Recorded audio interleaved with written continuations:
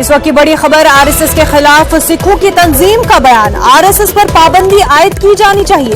अकाल तख्त के सरबराह ज्ञानी हरप्रीत सिंह ने कहा है, हर मजहब और अकीदे के लोग हिंदुस्तान में रहते हैं, यही हिंदुस्तान की खूबसूरती है। ज्ञानी हरप्रीत सिंह का कहना है, आरएसएस ने कहा कि हिंदुस्तान को हिंदू राष्ट्र बनाएंगे, ये गलत है।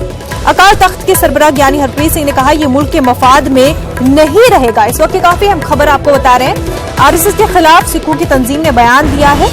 उन्होंने कहा, आरएसएस पर पाबंदी आयद की जानी चाहिए।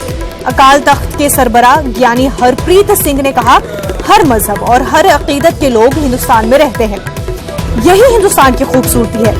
लेकिन आरएसएस ने कहा कि हिंदुस्तान को हिंदू राष्ट्र बनाएंगे, ये गलत है, ये मुल्क के मफाद में नहीं होगा।